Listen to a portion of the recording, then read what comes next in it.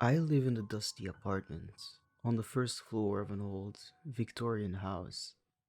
The windows are painted shut, and the heating bill in the winter is almost unforgivable. But it's cheap and it does have its charm. You can forgive a lot for cheap rent. I've never had any problems with my upstairs neighbors. They were nice enough, but mostly kept to themselves, which honestly was always my preference. Sometimes I'd hear their dog or those sex noises neighbors always seem to make at inopportune times. But really, they were fine. Then they moved, like all good neighbors do. The new neighbors moved in, like all bad neighbors do. I never saw them in person, but I'd hear them moving around upstairs. Normal neighbor noises for a couple of months. Then a baby. I still remember the first time I heard that baby. I was working on a big paper and was holed up at my desk, surrounded by no less than five half full coffee mugs. Its cry ripped through my apartment walls like lightning. I looked down to see that my cat had sprinted into the room with me, clearly confused by what the sudden and horrific noise was. He looked at me, wide eyed, as I reached down to pet his furry ginger head. "Don't worry, bud. We'll get used to it," I said, more to convince him than myself.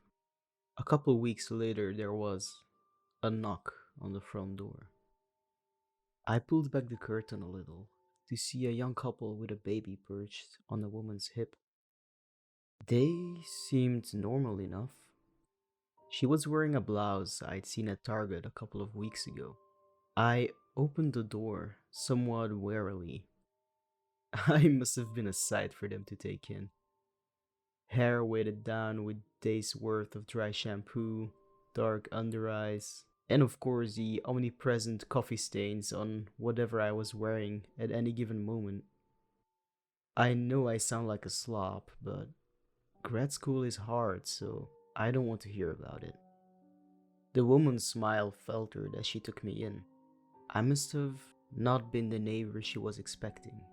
She recovered quickly, though. "Hi," she said brightly. "We moved in a couple of weeks ago and we were just getting settled in. But we thought we'd come introduce ourselves and invite you up. I made muffins, if you'd like to join us." I was never one to turn down free muffins. I had never seen the upstairs apartment, but as expected, it looked pretty similar to my own. I had no clue how they were fitting both of them and a baby in this small space. Fresh chocolate chip muffins were on the counter, and she'd put up red checkered curtains in the kitchen. It was cute.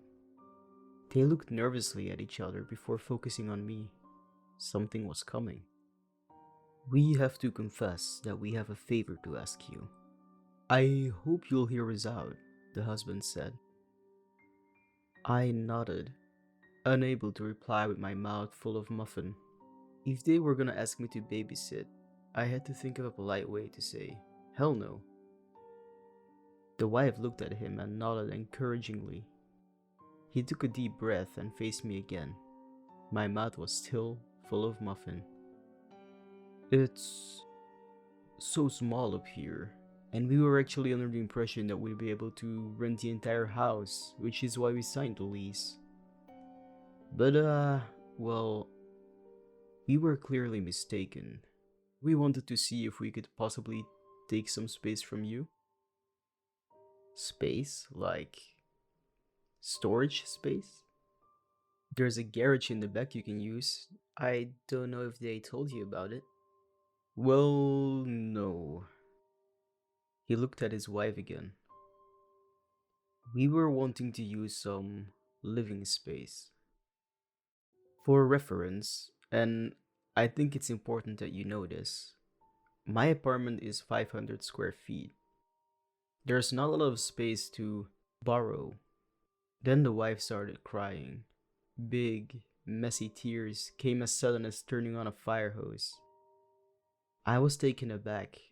I've never been someone who can handle crying. Oh, God, I sputtered as the crying got louder.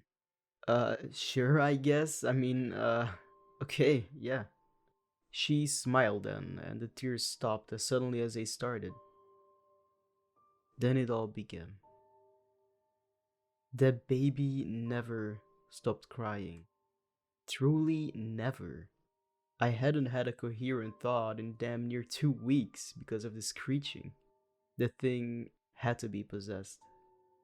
They moved their things into my bedroom, piled cardboard boxes in the bathroom, and spread clothes on my couch. I couldn't even think to tell them it was too much because every time I opened my mouth, the damn baby screamed. The wife would just bounce it while she smiled at me. I don't think they even cared that it was crying. They just kept smiling. Finally, the only space left was the closet. I had kept towels stored there once upon a time, but now I curled up on the carpet floor and covered my ears to keep the damn crying out. It was the one space that seemed to be the furthest from the crying. The husband even apologetically offered to soundproof the closet for me. He hammered for about 2 days, but then it was blissfully quiet. I didn't even venture out for a while just because I knew what was waiting for me. I could do my schoolwork on my laptop and finally get things done without the screaming. Then I came out. The wife was in there, well, my kitchen, mixing something in a big red bowl. She looked up at my footsteps and frowned. "What are you doing out here?" She huffed as she slammed the bowl on the counter.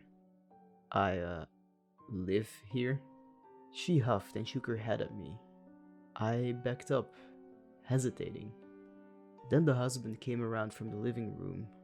My dare cat followed him dutifully. He looked so disappointed in me. "What are you doing out here? You know you're not supposed to be out here." Then the baby started wailing. It was like nothing I'd ever heard before. It didn't even seem to need oxygen. It just kept going. I whipped my head from the baby to the husband and wife, but they didn't even seem to act like they noticed. "I live here," I shouted above the wailing. They shook their heads. I couldn't think.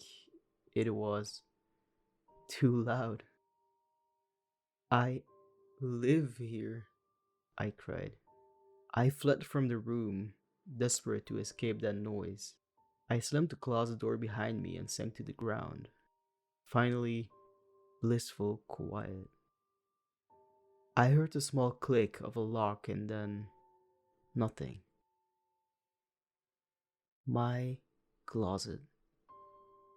I live here.